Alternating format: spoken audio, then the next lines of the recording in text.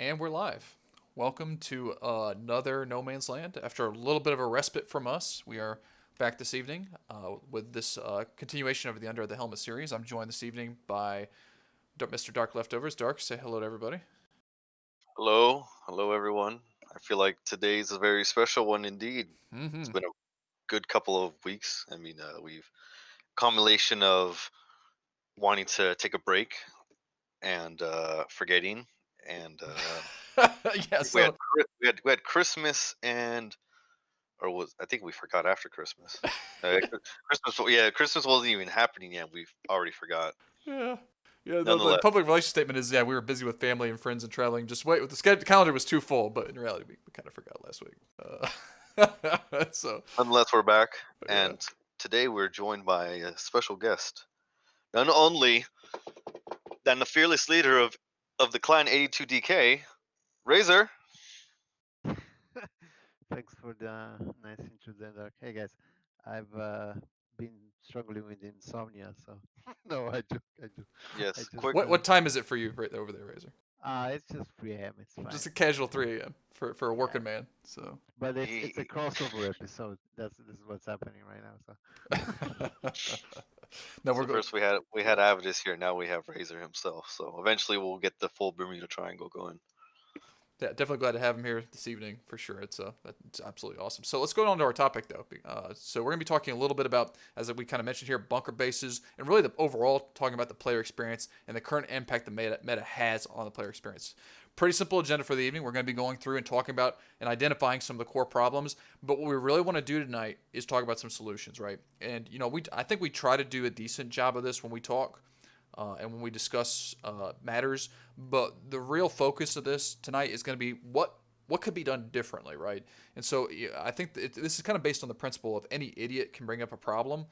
It takes some more thought to really come up with a reasonable, rational solution. And so we want to try to offer that in a very constructive format, not trying to be overly aggressive or overly negative, but just offer ideas and thoughts that we think could be constructive to the development of the game. So that's kind of where we're looking ahead here. But so with that being said, Dark Razor, any thoughts before we kind of dive into this first slide here on bunker bases themselves? Looks like you already dove in, but nothing really. I think we'll have a lot more to talk about later in. Razor, you got something? Or are you asleep? No. I've drank all the coffee I needed. I'm good. I'm just gonna be on the assist here. So go right Love it. ahead. Love it, love it, love it. So, the first issue that we're running into, talking about bunker bases, we've talked about this before on both Under the Helmet and in the main No Man's Land cast itself. But the main thing that we're seeing right now, like in my opinion, are these issues that you see listed here. And so the first one I think that's kind of interesting to think about is this lack of a gap between tier one and tier two defenses as it relates to the bunker bases themselves. So for those of you that may not be paying very close attention, you'll notice that on day one, soon as the war starts, what most players do that actually want to contribute to the war effort is they are either in the back line scrapping and slaving away, or they are getting shovels and starting to dig these bunker bases out and get them upgraded to tier 2 as quickly as possible. And if you're even doing that even remotely close to an active front, it takes no time at all to get rifle garrisons unlocked. And upgrading them to tier 2 then is simple. You can have tier 2 rifle garrisons very, very early in a war where the enemy faction literally only has HEs to combat them. And for those of us that have played infantry any amount of time, if you're fighting against tier 2 rifle garrisons with just HEs against not even competent, just even incompetent defenders, it is almost an impossible task to perform without the most ridiculous lift in manpower coordination and manpower advantage, right? And so I think that's definitely the first one that is kind of pretty big, is that the lack of progression in defenses as the war goes on. It doesn't go commensurate with the tech. It just is there, and then you get a huge jump from tier 2 to tier 3 at some point as the bunkers progress down their growth charts, so to speak. And so again, open it up, Dark Razor. Anything from you guys on this one? Well, it's a real funny thing between all the bunker bases because to me, I've always viewed tier one and two because there's no gap and it's all BMAT and slash time territory. Those are probably the most harder and more difficult situations to attack versus a tier three concrete base. You get what I mean? even though all three of them have the issue we'll talk about with the repair mechanics, but tiers 1 and 2 are more difficult to deal with versus a tier 3. And the fact that there's no gap between a tier 1 to tier 2 bunker base is real. Like you make a tier 1 base, it will be tier 2. There's nothing stopping you other than if you don't have BMATs. And almost 9 out of 10 times, if you're in an active front line, you will have the BMATs and supplies you need to just hammer away and get everything you need to be strong. And like a simple like, because the rifle garrisons themselves don't have to be a tier 1, right? But the tier 2 defense, like the segments themselves can be tier 2, and they're bolstering the HP of your rifle garrisons. Hmm. And it takes like, Kaz, you know how much HEs and how much effort it takes just to like crack open, like I think it was like what, like a 3 by, Yeah. I don't, it just takes way too much HEs, and like you said, all the elements of Foxhole when available to just destroy it. Yeah, exactly. And Commissar General hit the nail on the head. Rifle garrisons don't even really have to be tier 1. They just show up tier 2. You know what I'm saying? Like you can all but skip it depending on how you do it, and just move right into it. And so there's and their strength is their strength is very profound, right? And if you look at it from like a so let's use 1x3 as an example. If you have a 1x3 rifle garrison segment, so rifle garrison on each end and just a bunker segment in the middle.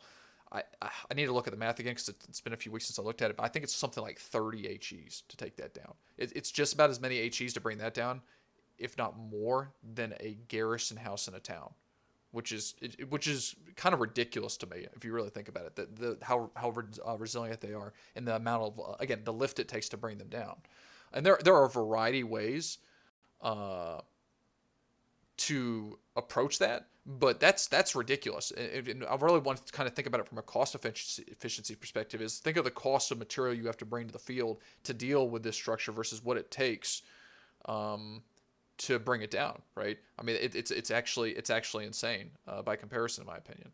And yes, if you're looking at every HE hitting, so let's say it's 24, like Cascadia's putting in, and I may have butchered your name there. I'm sorry, brother, but if let's say it's 24 HEs, and that's a crate of HEs, that seems like it's pretty cost efficient if you're dealing with a 1x3, but that it never works out that way. You never get 24, 25 HEs off in a concerted effort to bring that thing down. It's the manpower, the bleed. Uh, Oh, it's cast. Okay, that helps. It's the manpower, it's the bleed material, the number of attempts you have to make. All of those things kind of come into play when you're actually trying to consider the cost efficiency of dealing with these uh, defenses themselves. One of the things that makes them very very difficult. Yeah, and of course, then there's the pragmatic application of throwing the HE and getting it on target, right? I agree, Commissar General. So let's kind of think for a minute about some of the things that make this robust, because I don't think that in and of itself, 24 to 25 HEs or 30 HEs even is insurmountable. What makes it insurmountable is the total picture of the battlefield, right? And so there are other things that you could balance in this space to make it more achievable. I think the best solution in this is to adjust the repair mechanics so that chip damage on the front line is viable. And so one of the things that I've seen play out, and we've all seen play out over and over again, is this just outright assault against a target. And we'll use I've seen it more in the old days on garrison houses where you've got guys trying to rifle a garrison house down. You're not doing that no more. You even HEing a garrison house down. You go in, you chip it down to 30%, and you gas out on that push. And you have to regroup, get your guys together, and go in for another attack run.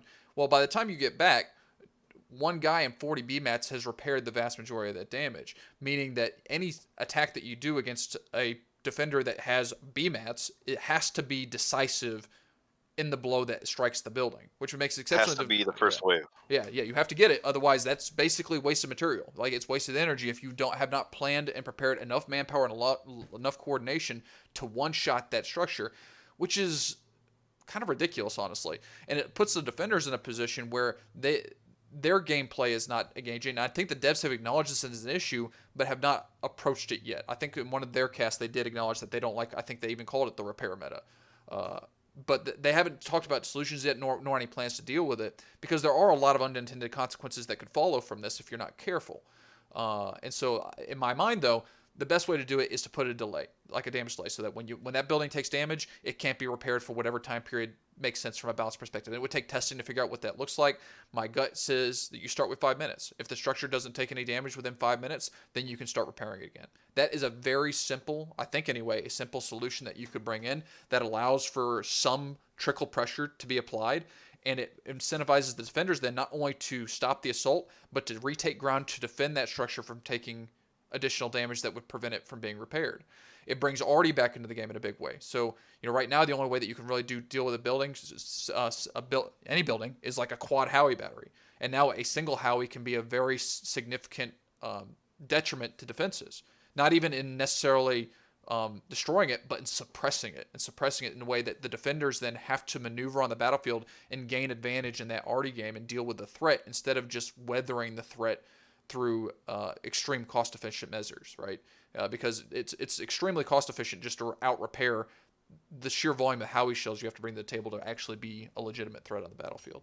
And Dark, I'm sure that you've got a lot of experience from your perspective on what that looks like. I mean, I'd love to hear from you. I don't know the exact math on it, but from your experiences, how much DACA do we have to bring to the table to overcome this defensive advantage right now?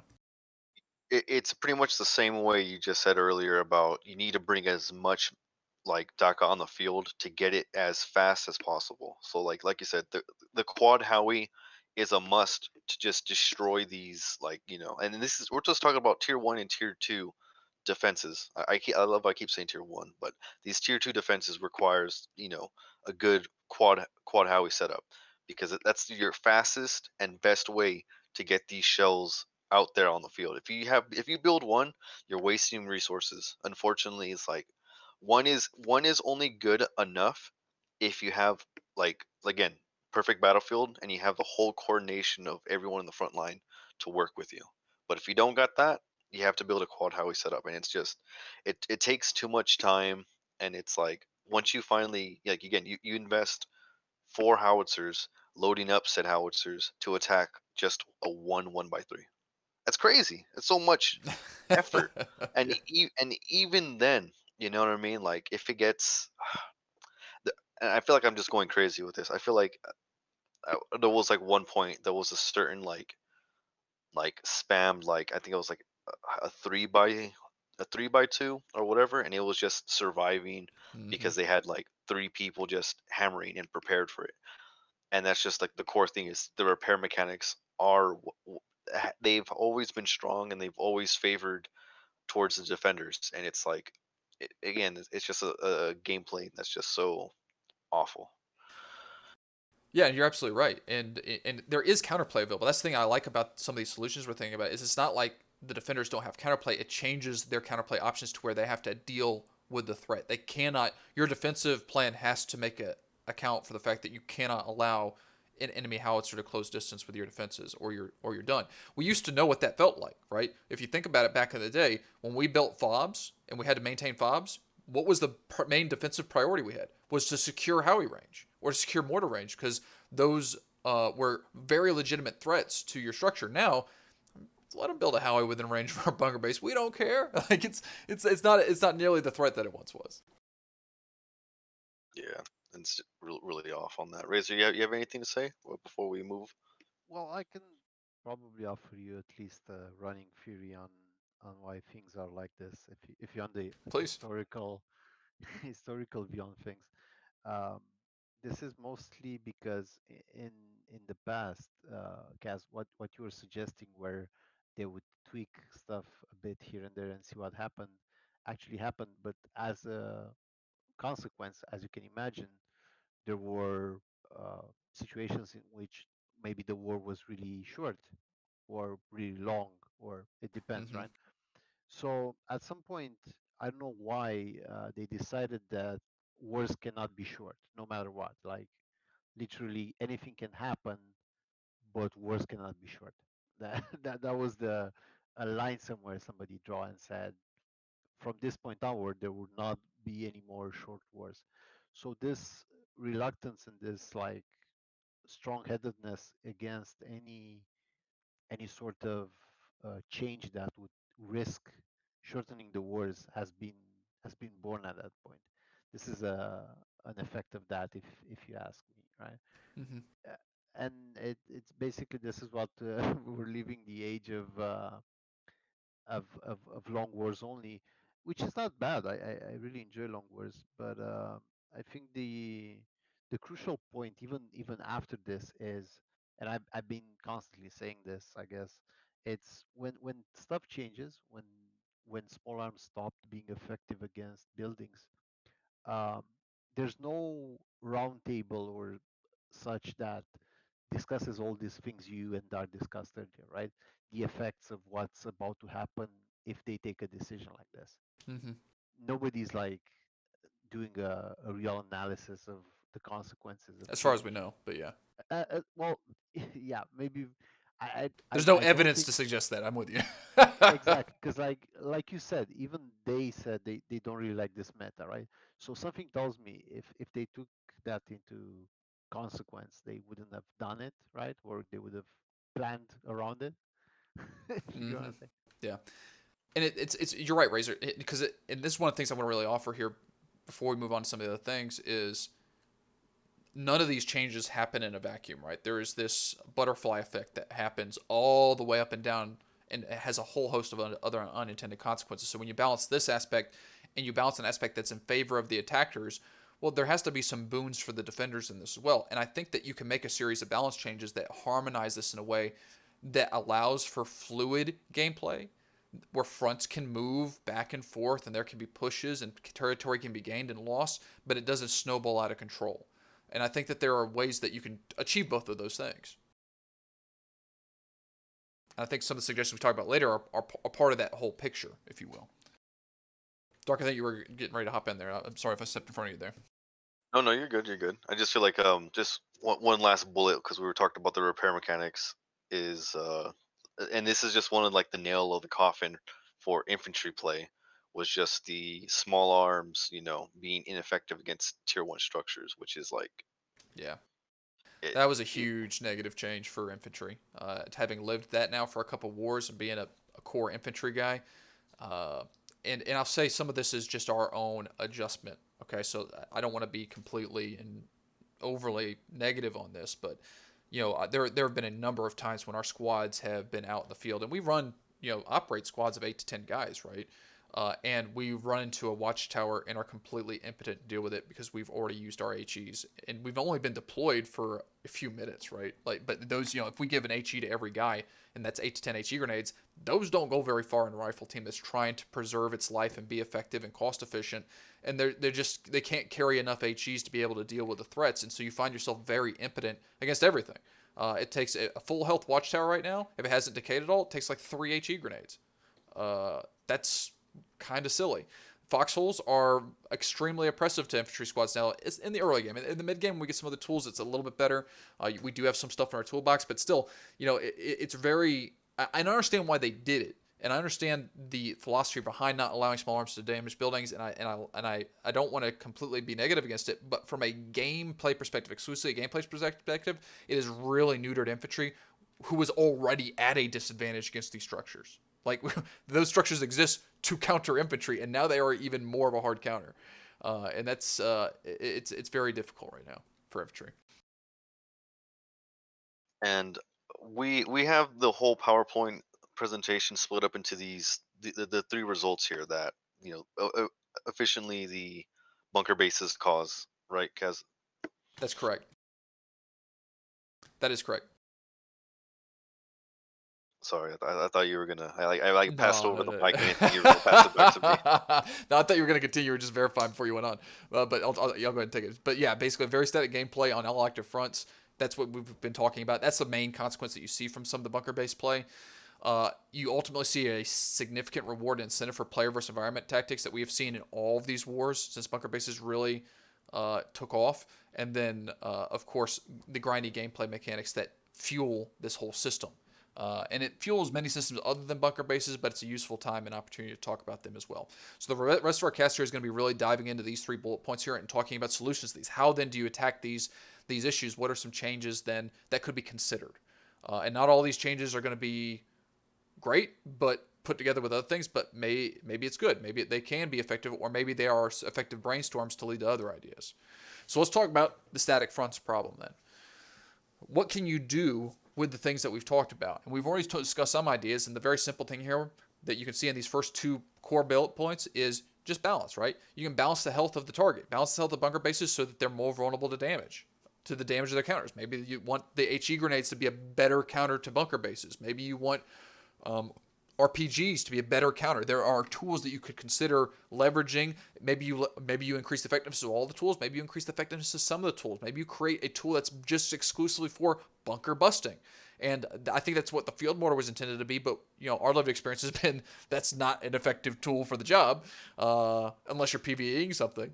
But there are things that you can do here to make these defenses more vulnerable to their counters and therefore reduce their effectiveness in these frontline contexts.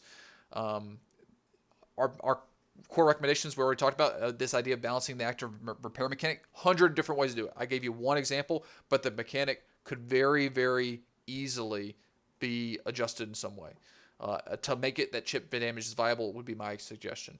And then ultimately you can balance the cost of the target or the cost of the counter. So bunker bases could be made more expensive. Maybe it costs more BBATs to get the rifle garrisons up. In my opinion, it should, for how effective and how resilient they are and the amount of damage it takes to bring them down. You could just even immediately just rebalance their costs so that they are more expensive to create for the value that they're providing to the field. That's one very, that economic change can make a huge difference on a front.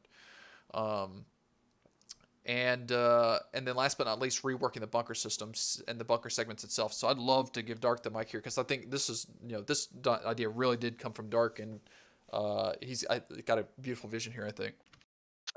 I've talked about this plenty of times. I know this isn't the first time, but I feel like this is to me, this is probably one of the I like to say realistic changes that they might be planning to do, and it's reworking the bunker segments and allowing players to destroy pieces of the bunker complex instead of the whole thing.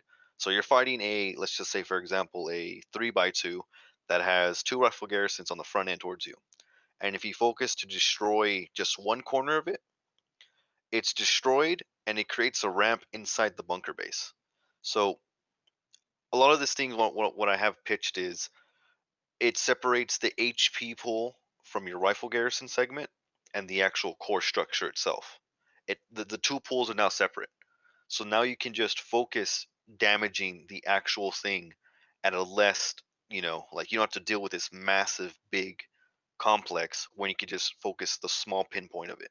And like thinking about it in realistically, in even in World Wars, they're not trying to demolish the whole bunker.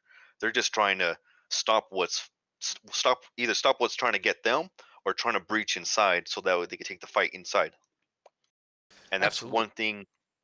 one thing Foxhole needs, because when you just destroy all these bunkers, it's not even fun. When I feel like when we were first pitched trenches and bunkers, Mm-hmm. everyone was thinking like, oh yeah, we're going to be doing these close quarter bunker fights inside these trenches, inside all these, and like, nah, like it's really not. Like right now, it's like flat land with like a nice little floor paint on it. You know what I mean? Right And now, what Foxhole players have figured out, and it was like that when the trenches first came out. You had the cancer where both sides hooked up shovels and they just dug every single inch of ground into a trench, and you had some of that fun gameplay. It was terribly ineffective. Like from a defender perspective, whoever dug the trench was actually digging themselves a disadvantage. But it was fun fighting in those little trench networks. And what people finally figured out is that rifle garrisons are broken. Trenches are not great. So build your trenches as limited as possible, just so that you can spam as many rifle garrisons as possible. And you've got certain rifle garrison or bunker building networks that literally just stitch together these little tight trench connectors just as small as possible so that you have the advantage of the active defense without the disadvantage of the trench. And what Dark's proposing here is make it so that it's viable to fight inside bunker systems, which would be cool. Like you find the weak point in the structure, you blast a hole in it, and then when you gain access to that hole, you have a vulnerability that the enemy has to push you out of. You can flood through that breach in the defenses, if you will, and then it's all PvP action from there.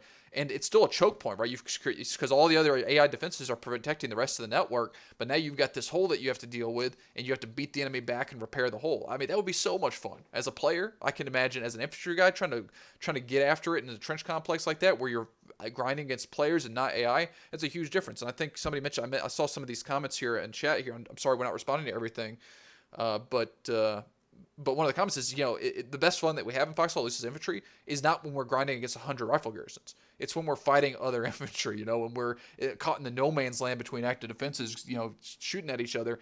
And then when we finally win that fight, we're up against the defenses, and now it's back to, okay, I guess we're HE running now. Like, I guess we got to put the fun away for a little while and run HEs at this silly system, And it's just not a fun experience. It's not a dynamic, even progressing feeling as well, too. Like, it's like imagine you're doing a slow creep. You know what I mean? It could be a big thing versus like you have this static front where you don't have enough DACA to punch through that 3x2. But let's just say, for example, we have this reworking segment, you have enough DACA to do at least punch a hole into one of the corner segments in, get your troops inside, and you essentially have this front line kind of progressing in a sense. You know what I mean? Instead of something being just a one little, like almost always there's like a fine line, but now you can create like a little bit of a bulge in between. You get me? Like you feel somewhat progressed because you know what, you're inside the enemy's defenses essentially now. Yeah. And I feel like that gives what the front line gameplay really needs, because it's just, again, like we said earlier, there's many possible solutions to do. I would say I, I hope this one to me seems like the most likable solution they have. And it's just, it would be real nice if we just get this going. Yeah. Razor, you awake with us, buddy? You have anything you want to say? No, I think you guys like basically got the gist of it. That's what I would hope for as well. I know Avitus is also extremely passionate about this suggestion. I know we were discussing even like I think half a year before they even Hmm. introduced bunkers. We were discussing with him. He had this crazy idea with castles, if you guys remember, or like like forts and such in which you could fight inside of them, and Well, just I remember. I don't mean to cut you off. Sorry. That the first time the bunker bases came out, like the clan made a fucking like a Karak, which is like a dwarven fort on Solis Gorge. We just like used that as a we used that as a location to just spam this whole hive city of bunker networks, and it was funny. It was pretty fun as well because we didn't even know about the consumption rates at the time. We just had everyone building things. We had like every single section of the clan had their own piece in that little hive city. Like there was things going on that we didn't even know. It's just like it was just so crazy, and just like in the harsh reality of you build this, you know, like in hindsight, you try to build these bunker segments when you first do it, thinking like, okay, if the enemy ever goes in, what are defenses against it? And it's like, if you're ever thinking that, it's like, what I mean, like you don't need to like, who needs a door here? You know what I mean? Like you don't need to do anything like that. And it's just like it's kind of a sad realization, that Hmm. things things are just too strong and it encourage probably the worst elements of Foxhole gameplay. Yeah, I think that there's the foundation is cool. The idea behind I mentioned this before. I like what bunker bases offer to the game. The idea that the player base can influence the terrain of where hard points are and where hard points are not is absolutely awesome. And that concept is great.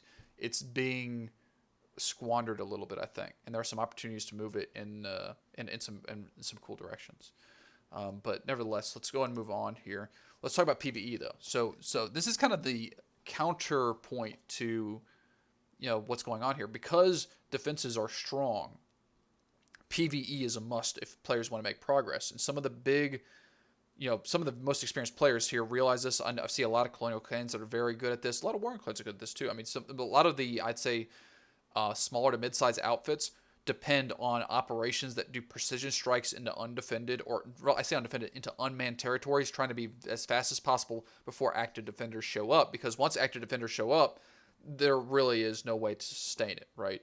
And I've seen, I mean, the examples of this are countless, and I think we all know what this looks like where you see an operation start, you insert, you try to get as deep as you can to try to reset a structure, which seems like a real ridiculous objective to me.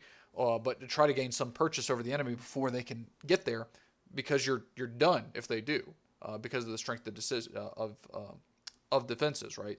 So as a counterbalancing point, if you do fix active fronts to the point where they can be dynamic, you do need to make your backline environments more robust. And one of the things that you can do is make the shards more resilient. Give certain privileges to shards that are not frontline shards would be a suggestion that I would like to think about. And there are a number of things that you do, countless things you do. Just two simple examples is make them more difficult to destroy. If you're trying to play PvE a structure that's not a frontline structure, that should be more difficult in some way. And a very sloppy method is just make the defense stronger. Give it more HP, give it damage resistance, whatever you want to do. But that would be a very sloppy solution. It would work though. From a game balance perspective, it would work. It wouldn't feel good from like a immersion perspective, but it would work just strictly by numbers. And then what about intelligence privileges, right? I know a lot of people have talked, and the devs have talked about the need to develop or redevelop the intelligence system. There should be privileges to the defenders on intelligence and backlines. That's secure territory for you. That's territory that you shouldn't have to maintain with an army of watchtowers. You should have intelligence on that, and players can still operate in that area, but they're going to be operating at the disadvantage of the enemy knowing where you are because you're in territory that you have no business being in, right?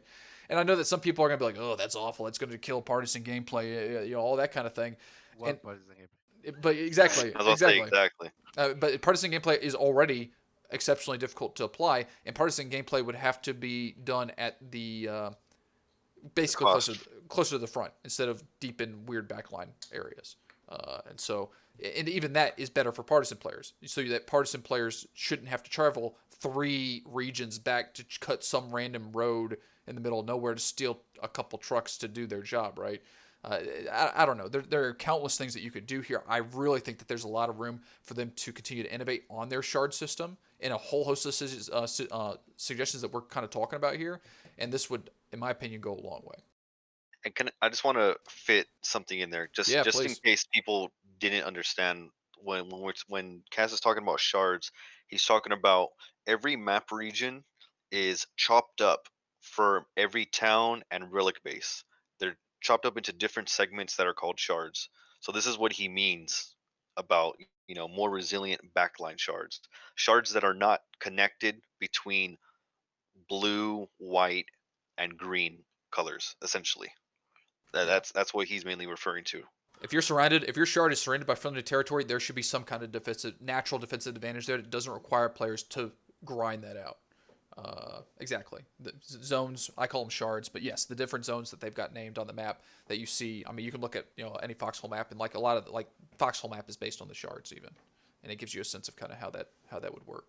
And you could redesign those shards or rebalance those zones in a way that fits this system better, even. And so I think that there's a lot of opportunity for that. I'm gonna voice this one thing because it's like as much sense as you're making right now, Kaz. I can't help but hearing this one thing. But guys, what about the cool naval invasions? Yeah, yeah. Like it's like You can still do your naval advantages with disadvantage. You know what I'm saying? Or you could, ooh, if you are really committed to your naval invasions, if you've got water tiles that remain neutral, you could set it up in such a way that those regions are always frontline regions that are contiguous with water. You can still balance that in if you were that committed to your naval ideas. Uh, but yeah. Foxhole Naval does not work. That's I'm the just only thing. bringing it out. I'm just bringing it out And because it's fair, Razor. It's very fair because you're right. Because only I mean I have to admit the Colonials, this is something they love doing, and I give them pride and respect for that because one, it's always fun to fight whether they win or lose because it's something interesting and new Yeah, to do versus fighting. I mean, I'd rather respond to the colonial invasion versus being on a footbridge or abandoned ward. You know what I mean? Like those aren't fun fights. At yeah. least there's something different. We're fighting in an environment I don't really get to fight in, and it's like I'd rather have that than you know.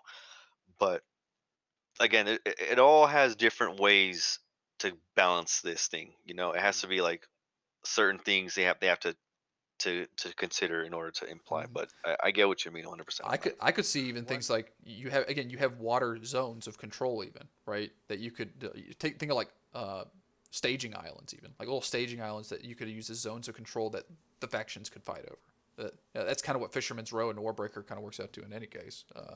But I don't know. Like if you really wanted to go all in on that, there are ideas that would work with this with a little bit of effort.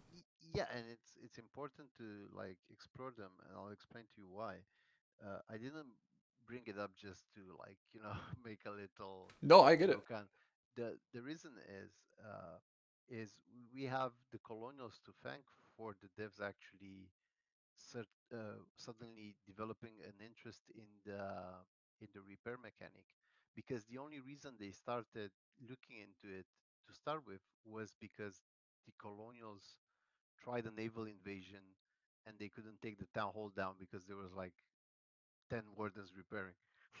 I'm not lying. Like Hmm. that's the actual story the devs you Hmm. know gave.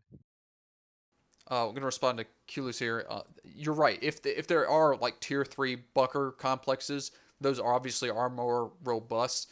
I'm talking in an environment where you see a more because these ideas and suggestions are kind of meant to build on each other to some extent. So you're right. In the current meta, making backline ranges more robust is kind of unnecessary because right now defenses are static everywhere. But if you make some kind of attack, give attackers more flexibility and more variability, you have to counterbalance that by making core regions more robust, I think. Because I think what this game needs personally is more dynamic front lines and more dynamic movement in territory. And you don't want that to be done in weird jank places. You want it to be done on contested territory. That's kind of where my thought is anyway. So I appreciate that. Definitely appreciate that point though. Let's move on. I think we're on scalable warfare. Yeah, let's move on to scalable warfare real quickly if we could, and kind of talk about this idea. This one's kind of difficult to talk about here, but just to kind of briefly explain for everybody's benefit, one of the things that I think Foxhole needs to address at some point is that the way that they've developed it out and it's built out is it is not even remotely scalable to the player population, except through some really difficult mechanics that literally nobody wants, like player queues and respawn times. Is kind of the token gesture towards scalability, and those are poor substitutes for scalability, in my opinion. And so, and I'm talking less about player balance between the factions and more about player counts as a whole. And that there's just to give an example, when there are too few players, then logistics and transportation is not happening. Active defense is not happening in certain areas because there's too much territory for divisions to hit. When there's too many players, then queues happening. And it's reasonable for there to be queues. You can only have so many players in a map, but the access but players should still have options and should still have access to things to play the game and enjoy the game. And so, I know that this has been ground into misery. This has been suggested multiple times. I've not heard yet why this can't be worked on, but there's no reason why there shouldn't be active skirmish map of some kind that players can overflow into. That players don't have to play in the overall big war. That some players can go in and casually enjoy a quick fight somewhere, whatever. But there's literally a place where the queues get so bad that people can't play on the high end. And so what you run into with Foxhole is you never hit that. Yeah, absolutely. Elijah does suffer the most from the issue cast, but you run into this issue where you can't win as Foxhole because you either have too many or too few players for the game to be properly balanced. And I will say though, and I will give Foxhole a lot of credit, in the times I've played Foxhole, when the players have been just right, and it's been very few times. I can think of a New Year's war that was exceptionally fun because the player count was right for the map. And it's one of the few times playing Foxhole that all the active fronts had the right balance of players. It wasn't too much. It wasn't too few. There was fighting everywhere. There was supplies going everywhere, and the game just worked, man. It was fun. It was very enjoyable to play because the player population was adequately balanced to the map. But as a result of a lack of these balance alternatives, it's a struggle right now. It's a pretty big struggle to enjoy the game. Riz, I'm gonna take a breath of air here. Anything you want to kind of add to this? Because I think you've seen a lot of different perspectives on this idea of scalability here. Well, Yeah, I do remember the times when we had the skirmishes, and you even had that interesting option of playing in a skirmish while you wait for your turn in the actual conquest, right? Which was Hmm. enjoyable by a lot of people. Like a lot of people would have chosen to just go and have some silly fun on on a skirmish map all the way to get in the main war.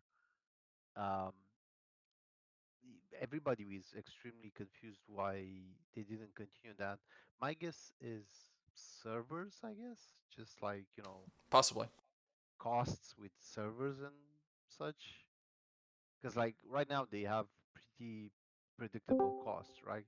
They know the number of regions they have. They know the cost of each server and whatnot, and you know how hard it is to acquire intelligence about stuff like this. But just recently we found out they have this Foxhole services thing that is basically a main server that actually is the head server that gives data to all the other servers, and all the other servers give data to it. So maybe it's complicated from that point of view, I guess, as well. Hmm. Probably would put too much strain on that server. I would just have to guess, unfortunately, because we don't really have solid answers on that. I can't remember where I saw this, but I do vaguely remember hearing something somewhere that the devs had said that the game had changed too much for like skirmishes to continue. Like the amount of redesign for them to support it and the main war was too much. And when they offered that explanation, it didn't make any sense to me because they supported it before. I wasn't sure what changed in such a way that it was no longer viable. But before we kind of go on, I want to take a second to just welcome Avidus to the channel as well. So we now have the full crew here just kind of weighing in, which is awesome. The four musketeers have assembled. I apologize. I apologize for my late arrival, but No, it's good to see you, brother. Very good to see you. We're just talking about possible. I mean, I'm sure where you've hopped in or hopped out at, but we're kind of in the middle of the subject now, talking about possible solutions to the player versus environment activities that you see in the game. right, okay. Well, I haven't really. I've just come online, so Sure, sure. Just feel free to weigh in at anywhere you would like. and then I'll jump in when I feel confident in what you're talking about. Sounds good, mate. Sounds good. So again, moving on. So the thing about scalable warfare, and this is the one of the solutions that actually is most open-ended. I don't know how you fix it, frankly, because making the game scalable requires a rework of so many systems. It's not just one system that has to change for the game to be properly scalable to player populations. One of the things that Dark was talking about is scaling resource collection. Like it should be easier to gather supplies when there are fewer players versus many players. That way a smaller player base can support the production or transportation needed to make things happen. That's one idea, but again, there are unintended consequences for that as well, right? It's not a simple fix or not a simple issue to balance around. It's actually quite difficult. So I don't want to oversimplify it, but I do think it's needed. I think that somebody has to embrace that design challenge and figure out a better system than what we have, because right now we're either too low or too high all the time. It feels like. To, to your point, Kaz, even if they would introduce something as simple as an activity on the home region, right? Because like Yeah, you're yeah. waiting in a queue in the home region anyway, right? So if they would give you anything, absolutely anything that would help you contribute to the war effort while waiting in there, Hmm. I think a lot of people would would at least be okay with it, right? They would say, well, at least I can click these buttons here and just produce rifles somewhere in the Right, right. sweatshop. I mean, and even yeah, you could do that. And but one of the other things that I noticed in the home region is I don't like you can kind of sit in queue and wait, but again, there's nothing to do, right? Like Yeah, any kind of mini game or activity or something to draw exactly. people. That's a really interesting idea. Uh, yeah, I don't know. Again, the possibilities are limitless. It's just limited by creativity. But there's a I lot of think possible solutions there. Go ahead, I Dubs. think like if you're looking for activities to do on the home island, you can do something as simple as sort of like right. So once a day, a shipment is sent to the mainland from the home region. So the home region, the only thing you can make is like B mats and R mats, let's say. Yeah. You can mine it, you can produce it, and then you can put it in this Yeah. container. And then once per day the container is sent to the mainland, and that is offloaded and contributed to the war effort. Be awesome. Which is so something like that. I think. I mean, mini games and stuff like that.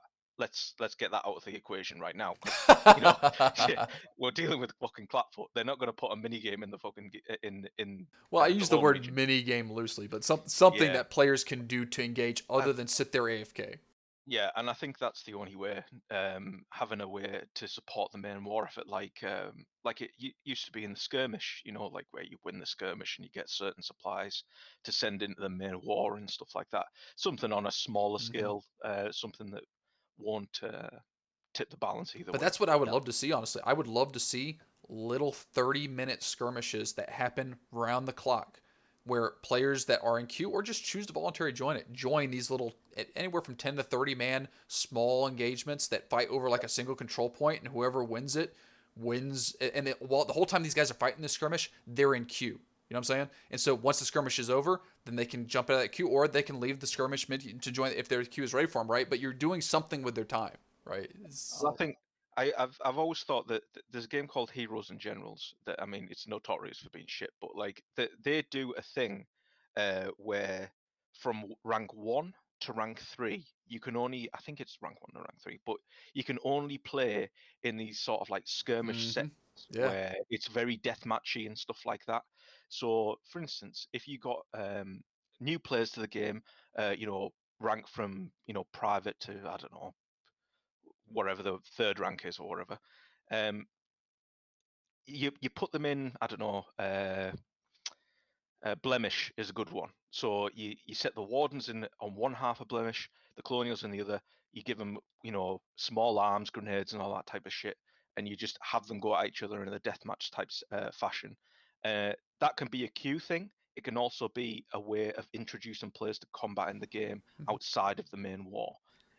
So I think they badly need something like And it that. offers scalability, right? It offers the ability when you have higher player populations, you have an overflow activity that people can dip into maybe a little bit stronger. Maybe for off times you only have like 5v5s happening, and then during really high pop times you got 30v30s happen or something crazy like that. Yep. But it'd be awesome, and I can almost see it, like I almost look at it as like, oh, let's send all these new players to go grind it out here, but we watch them slaughter each other. That it can be taken so much further as well. So you have Yeah. things like the FCL and stuff like that, Sure. which is just, I mean, F game like things like FCL, the way that they did it, Foxhole isn't that type of game. You know what I mean? But if they put it into the setting of, right, for instance, there's a flag or a base that you have to capture in the center of Blemish, 5 man per side, 1 life each. When you go down, you can get back up as if you've got a medic on your team or something. But beyond that, you're dead. And if it comes down to that, then I think things like FCL would be a lot better in those types of scenarios where it's like 1 life, capture the flag sort of thing. And I think that would show the individual skill of players a lot more than the sort of thing that they're going for in the regular FCL matches. But imagine like if you set that up in a way that you did that and you had that little skirmish that lasts 20, 30 minutes, whatever, and at the end of the skirmish, whichever faction won it, a truck of B mats just shows up at the at one of the bases or so. However you want to do it, right? But something that gives some reward to the players, yeah. Yeah, and like the thing you guys might not know is for the last festival, Matt actually made free individual maps for a 2v2 competition, and they look incredible. They look Really, really, really nice. One is a very roller one with like barns and stuff. that's so Another cool. one is city intensive, like a little market sort of. It's not like Clapfoot put maximum effort into things they're not going to use. No, exactly. Like that thing was for one event once, and it's like those map would be so cool to be used to exactly what you guys were saying. Like a 5v5 would be even more than 5v5. Who cares if it's crowded? Like it's an Exactly. infantry fight. We want it to That's be crowded. makes it That's awesome. where Yeah, we have fun is when we're slamming 15 guys into 15 guys in tight territory. You know what I mean? exactly. Yeah. Yeah. All right, I'm back, guys. Sorry, Welcome. my wife needed a man to open a jar, so I had to go call my neighbor. Oh dear. All right, so let's talk here about this next point. This provisional defensive system here. Right? So again, one of the things that I find as a grindy mechanic that's kind of producing some player versus environment opportunities. And this is one of the things that we saw in previous wars where, we saw that you've got these really hard front lines. And even in these wars, we've seen these really hard static front lines. And when they buckle, you just snowball until you hit one of these concrete bunkers that somebody has spent their life building up. And then you hit a stumbling block on that. And when you conquer that again, you're just rolling. And there's not any, progressive, like you have these hard points that are kind of developed, but a lot of territory starts to roll once that static front line breaks. So alternatively, you could make some changes to make it so that you can have defenses more, I think, reasonably spread across terrain. So it's not just, okay, this front line broke, it's all over. And so you could have a more dynamic push where, okay, we pushed ground and took it, but now there's more ground that we have to push and take. And it's reasonable for us to take it, but it's going to take us not days, but, I don't know, at least hours. You know what I'm saying? Like, but give the team ability to maintain at least some base level backline defenses that do not require a significant amount of grind to maintain. The bunker supply system, the provisional defense system right now makes setting up backline bases and actually making them online very oppressive for the player base to deal with. Yeah. Whereas the front lines are done naturally. You build a frontline base, and because of the player activity, provisionals come online. The bunker progresses in growth faster because players are there. But that's not really where you need active defenses, honestly. Like, active defenses are nice for front lines, but you have players there defending. You need active defenses in places where players are not. And right now, the system of getting that set up is entirely backwards. So I think that it's only natural for people playing people playing Foxhole to automatically assume that, well, they're not wrong in every circumstance. Like, reinforcing front at the front line, like, that is just naturally how things progress in Foxhole. So, like, say for instance you are a Logi player and you have a truck full of shirts. Now you can supply a fob, a couple of miles behind the front line for when the Colonials might show up there one day, and that fob's going to be really stocked with shirts so that you guys can defend it and all that type of shit. Or you can put them into the frontline fob, and that's transferable to BMATs, everything. So Absolutely. that and all of the resources are getting thrown at the front lines. That's why you're getting these really strong front lines. But then once that front line is eventually penetrated, that's when you're seeing the collapse of Wardens and Colonials alike. And I think it's counterintuitive for them for them to sort of have that model, but want longer wars, because they're not seeming to grasp the fact that, like, the way that they've implemented this voting system for bases and stuff like that is, it's actually detrimental to the length of the war, because yes, on the surface you may get a long what you perceive as a long war because it's two static front lines and nobody's getting anywhere and nobody's getting any ground, or very little ground is being gained. But then what happens is one day it just all evaporates. Like, there is one breakthrough, one particular side makes a breakthrough, and then it's just there's nothing there's nothing to stop them, you Right. know. And they just wash across all of the territory. It doesn't matter if you're playing ones or colonials; it's exactly the same in Right. every scenario. Except for the players that invest an obscene amount of their lives into preventing that from happening, right? So, again, to give the Colonials nightmares, there are certain people on the Warden faction that live in Callahan's Passage. That is their Oh home. yeah. They never leave it. They sit there and they build and they build and they fortify, they maintain, and they make sure that when that front line falls, that backbone is ready. You know what I'm saying? But Yep. the amount of effort and energy they put in, like, they're not playing a game, they're working, dude. Like, I they think it's we have Oh crazy. yeah. I think we have a very it's so I see Callahan's Passage, the entire map, as sort of, well, not the entire map, but the center of the map, as our blemish sort Yeah, of thing, yeah, because it's the same story when the Wardens get to blemish, they're presented with a lot of backline defenses that they haven't seen in other towns in the surrounding area. So you can take, Greenfield Orchard and whatever, and you can take these places relatively easily because you might have a couple of decaying foxholes there. But once you reach Blemish, that's where people have dug in. That's where people have put the time in to really defend the city and to put more defenses there. The thing about Callahan's Passages, and I think the reason why it's so um, core to the Warden defense, is because it's, yes, people do spend their lives there. Absolutely correct in saying that, but the natural terrain Mm-hmm. of Callahan's Passage allows that to happen very, Yeah. very easily. It's chosen for a reason, right? Yeah, oh yeah, yeah. No way around it.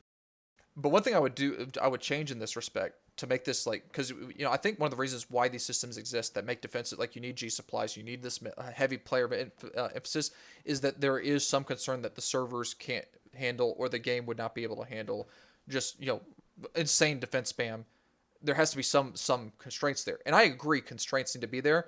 My recommendation is that you have shard limits on construction instead of this artificial like constraint of you got to supply this and feed this. Make it so that you can only have X number of player built structures per shard, and just have a Yeah. cap. You build it, they don't decay. They can have the players can interact with them to replace them or move them or destroy them. That mechanic's been requested for a long time. The ability to deconstruct defenses. You'd have to work on the balance of how do you deconstruct somebody else's defenses when they build a really bad shard out. There's a whole host of issues that you have to work with there.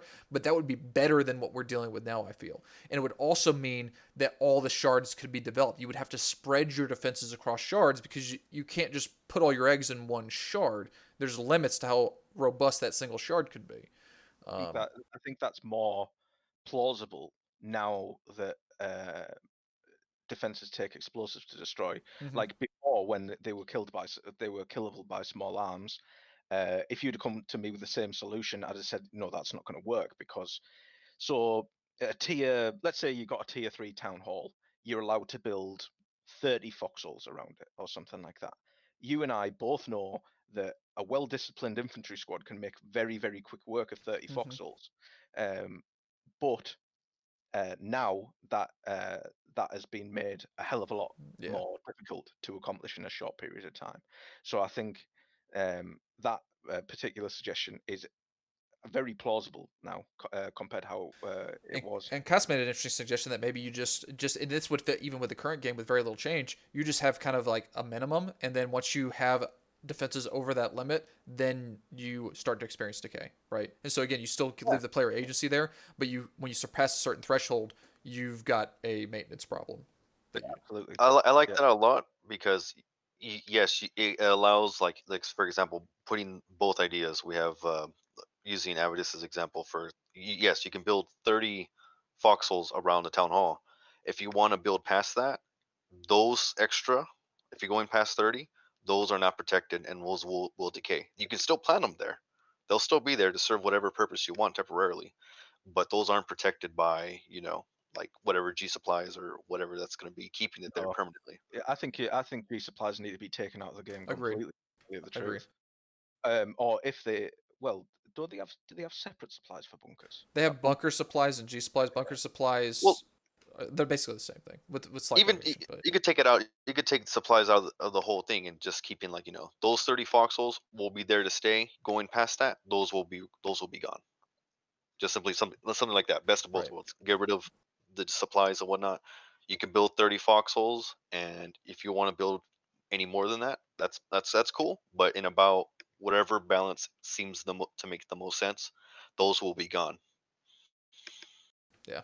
Again, it's just an idea. It would require a lot of fleshing out, but I think that there's opportunity there to make this. And again, it's a solution against players versus environment because what you'll see is players that play for the faction go back and build out a shard, and then they'll leave it. That you know what I'm saying. You shouldn't have to go back and watch a shard constantly and supply it with G supplies where you see like one partisan attack every couple days or something crazy like that. You know what I mean? You should be able to set up an infrastructure and kind of fire and forget for these backline regions. And when that becomes a frontline region, you at least have a foundation to fight from, and you're not just stranded because nobody wants to build up a backline in the off chance that it doesn't get attacked. And then It you have to shouldn't. supply it. The game shouldn't enforce a well, if no one's going to do it, I have to do it mentality. I know we have Mm-hmm. some very respectable individuals that take it upon themselves to do that, but the game should not be encouraging you to do probably one of the worst elements of Foxhole. Like I would take it's that even crazy that further. I would take that even further. The game shouldn't be depending on those people to fucking exist in order to work. Right. Because that's what happens, dude.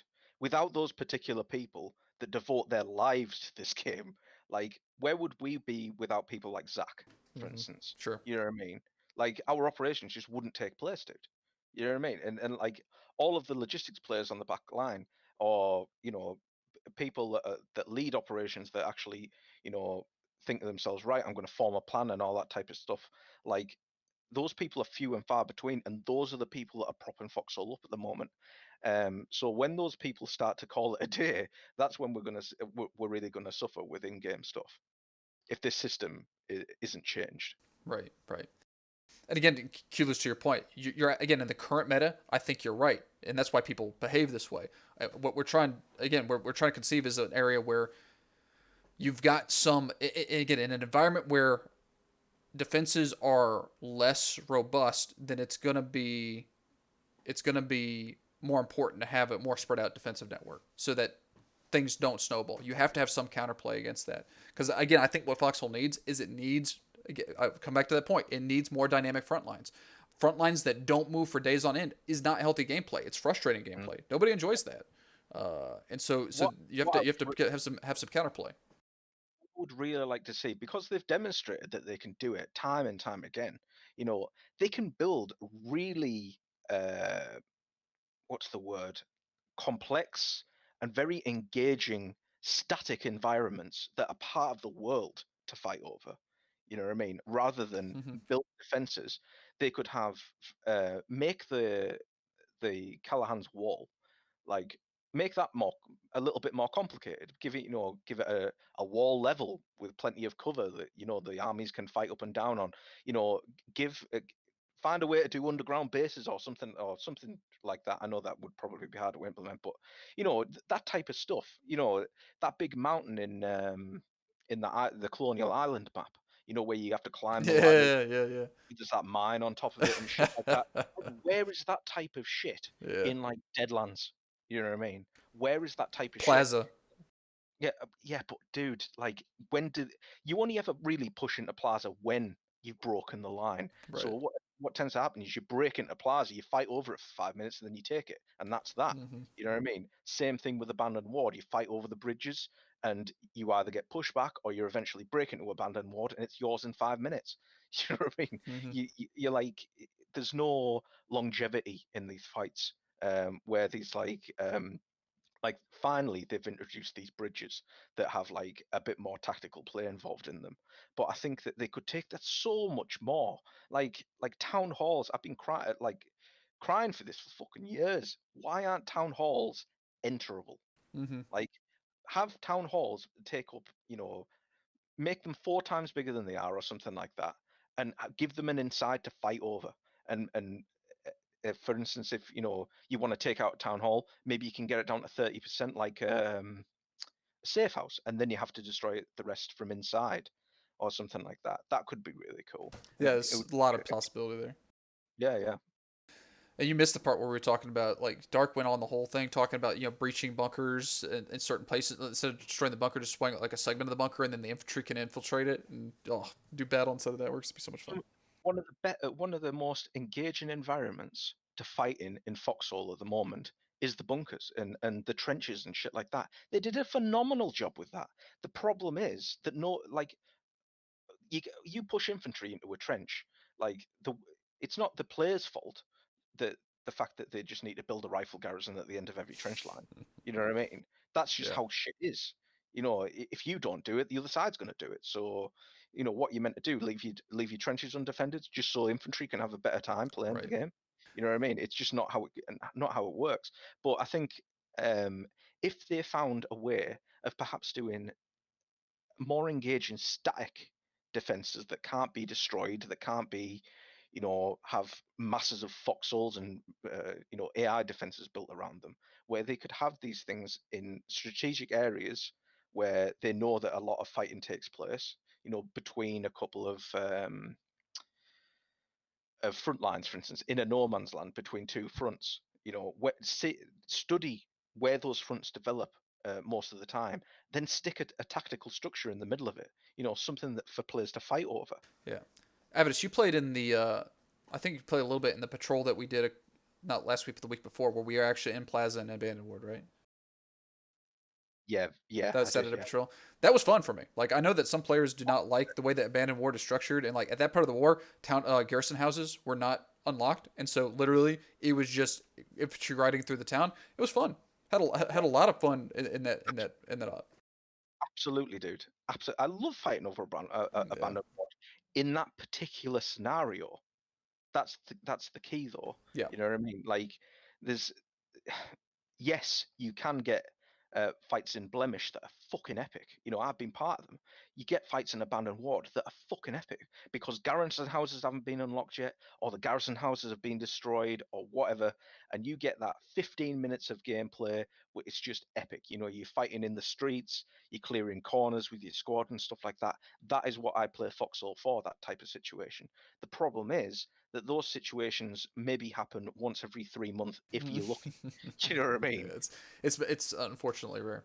We are a little bit close to our time here. We got one more slide to work through, guys, so we're gonna go ahead and move to the last one here and talk a little bit about some grindy gameplay mechanics that we think kind of contribute to some of the problems that we're experiencing here. In my opinion, this is the world according to Kaz, and Dark and Razor audited this, but the critical sources of grind are the driving of supplies and scrapping in this game, and those two mechanics need some desperate attention for the longevity of this game. Period. End of statement. I will boldly say this game cannot survive if those systems don't change, in my opinion. Because there's just no sustainability to players engaging with those processes. And I know when I log on at off times and play the game, that's always the bottleneck of players providing resources and supplies, not necessarily producing supplies, because players enjoy the process of production, but they, generally speaking, don't enjoy transporting it, and they don't enjoy hitting a block of rock for 30 minutes to get the supplies they need to produce it. If I can wedge myself in Yeah, that, please go ahead. with the most recent, and I've talked to the Logi boys, like I just straight up flood them. What is the number one thing that fucking sucks for Logi? And all of them, and they even did this their own study or their own discussions to talk to the developers about it. The number one thing that they hate is driving supplies. Everything else is like they can deal with it. They don't mind it. It's just driving around is the worst thing for them, and it kind of sucks because like the Colonials got a very new vehicle, and luckily some Logi boys were able to get confiscate some of them. But the Colonial boost truck is just it's so good because you can just drive faster now. Sure, you have one less slot, but you know what? You're driving 8 times as faster. It That's is one they love it. one less slot and they get a boost truck. Yeah, exactly.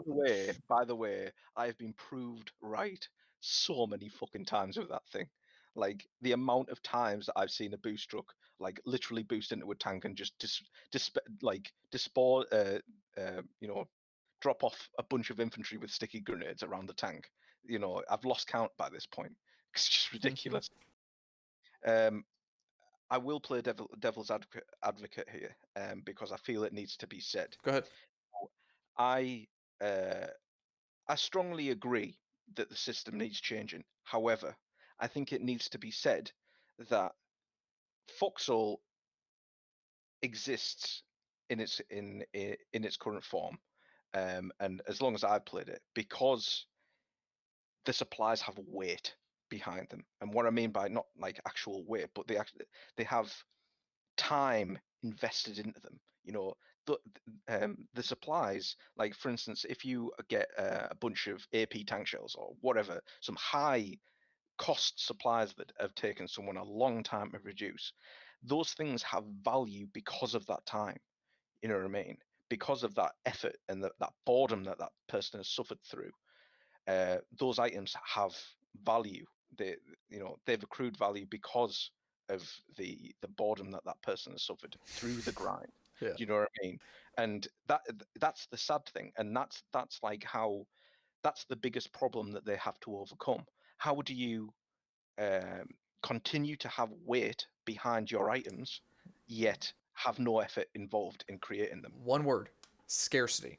A properly balanced system of scarcity solves and resolves that problem.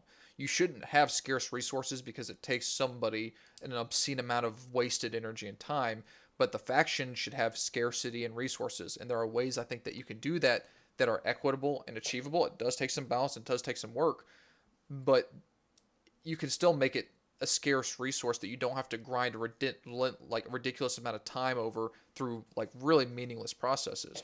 Where instead your grind is, should be focused on the acquisition or the protection of territory. Basically frustrating or interacting with the enemy faction to protect those resources. And then when you get those resources, yes, you've put in the time to get them, but you put in the time in a more meaningful way. Well, I have to take you back for a moment.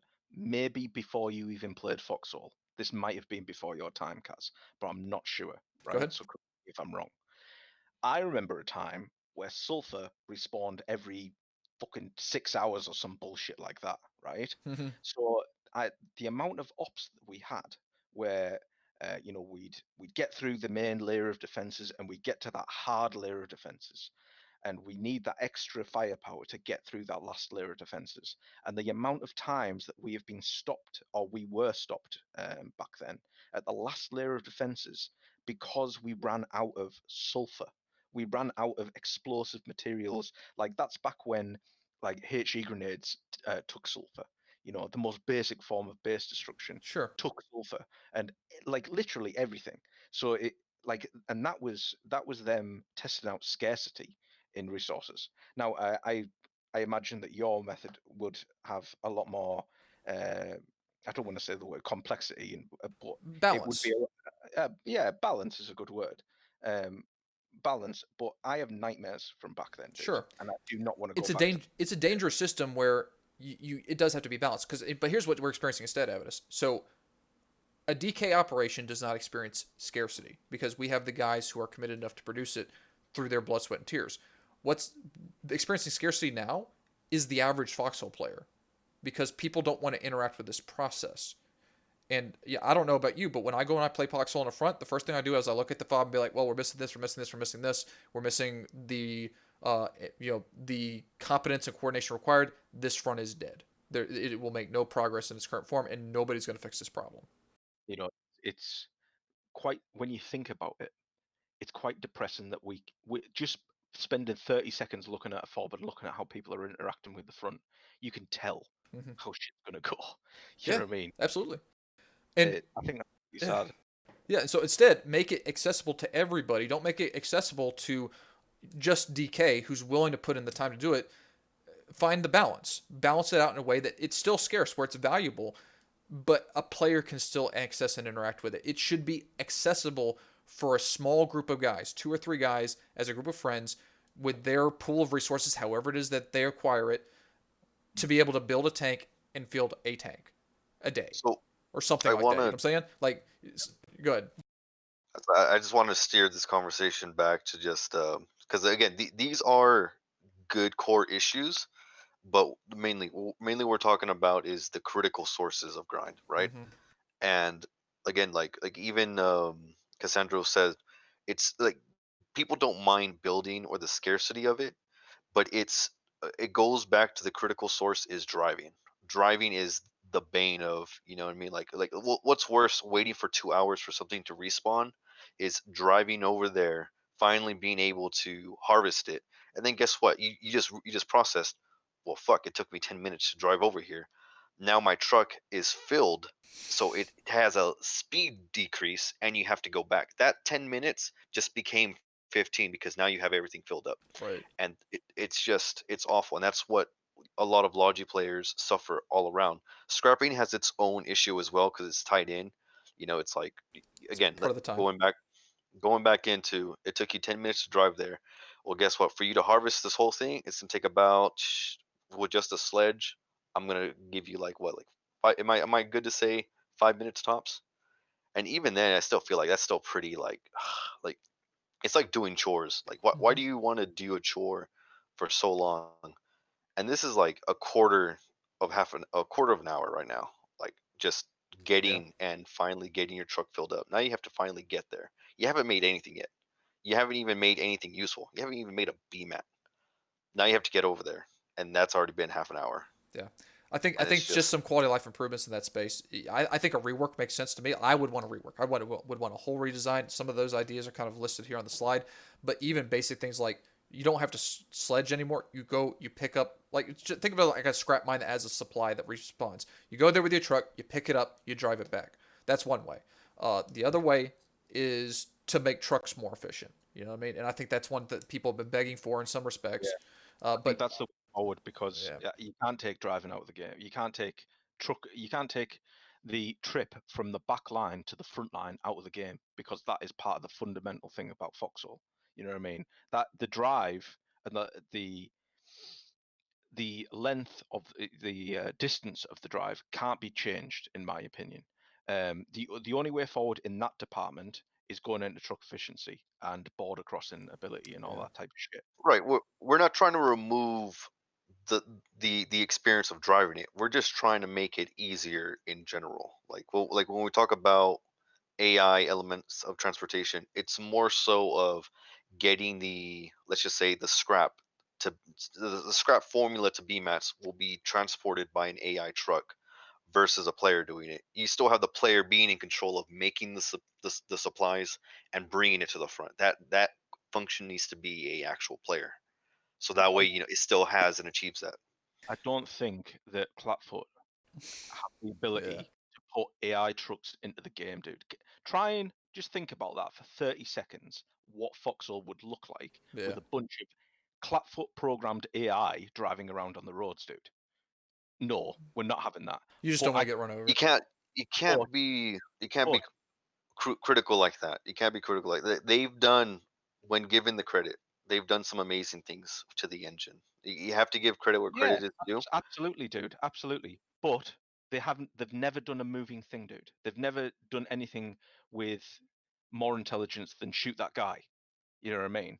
It's all it or pull that bridge up. No, there's no moving AI in Foxhole. There's no Yeah. soldiers running around. There's no tanks driving around. You know what They I mean? have they AI. have did a demo. I do remember, someone could quote me on this, where they had just AI soldiers just running around. Like That's that's just it. a test mechanism, but I think We lost your razor. I was just saying I think Iwan has a point. It doesn't have to be a physical truck. Nobody Well, said it has that to was going be. to be my next point Yeah, actually. I was going to even pronounce his name, so I'm glad you called Iwan out for who he is. But um, he was yeah. So I was going to get to the point of putting the supplies into a certain, I don't know, thing where they say, right, where do you want the supplies taken to? Well, you want to take them to that base 3 maps over. Well, that's going to take 40 minutes on the timer. You Mm-hmm. know what I mean? And in that circumstance, I would allow the timer. You know what I mean? Because Sure. you're opting for maybe Automation. automation. Yeah, so it's going to take longer to get there, but you don't have to drive it there. You know what I mean? So you can literally just stay in the town But how building shit. cool, again, from a gosh, the think about the possibility for that is if you had a system, and again, people are thinking natural, the natural thing aesthetically that would be is a railway of some sort, where Ugh. you would love to see a railway that would transport from logi hubs to certain distribution points on the map, so that you could send supplies from logi points to the storage hubs, and then from those storage hubs, the players that are fighting on those maps know that if they want supplies, they've got to go to that storage hub to receive supplies from the core logi regions. And You know what? that greatly reduces transport time. And you make that system whatever you want. You can make a hot air balloons or Yeah. whatever, but You know what I would love? What would be fucking justice for me? Yeah, is blending all of these ideas into one thing. Yeah, yeah, having the train controlled by AI. Can you imagine? yeah, Oh, yeah, dude, let's oh, go. that would be justice for all of these years being fucking tormented by this shit. You know what I mean? Just Zeppelins. all of these people that have been crying for trains for fucking years, and it finally comes along and it's like AI controlled. Oh, that would make my day. I'd love it. But but that could work, It dude. would That could really work work though. It'd fix the because problem. it would because the train could pull up at a town. And you could say, right, the train pulls up at this particular town for 5 minutes. You have 5 minutes to load it with whatever supplies you want for this particular front line, which is its next stop. And then the train sets off again, AI controlled, gets to abandoned ward. You have the ability to offload those supplies. You Mm-hmm. get a guy at the other end offloading the supplies, putting them into the town hall, putting them into the storage facility or whatever, and then the train sets back off again, and it Because I don't mind, goes elsewhere. and I don't mind driving maps so supplies like within a map. If I have to drive supplies from the storage depot in like Wellchurch to a front line within Endless Shore, I'm good with that. That's not bad. I'll do that, and I don't do anything. you know, like, but that would be very realistic. I think we got a very good core of some ideas all around. I especially like the one you guys talking about of instead of removing the AI physical, it could just be something artificial, just like a wait timer. Like I feel like, whoa, that was actually like, whoa, that does sound a lot fucking better than just like, sure, Yeah, driving it would be, quicker, but you know what I mean. Like it leaves you with so much. You can do something else now. Like, hey, okay, you know what? Just survive for 40 minutes, which is, I mean, say whatever the bounce time would be. Survive for that long a time, and then you'll get your supplies. and You your know, and logic it's just guys that enjoy production can do production. You know what I mean? Like that's a very realistic thing. You don't have to leave your little Logi hub now. You just send stuff out. Just like to clarify as well, you've literally just described word for word, cowboy, some of my nightmares for the past few years. I sometimes wake up in cold sweats thinking about a corporal driving a train into a map. But here we are. that's so fucking funny. Yeah, So where are we at? I think we just I think skipped.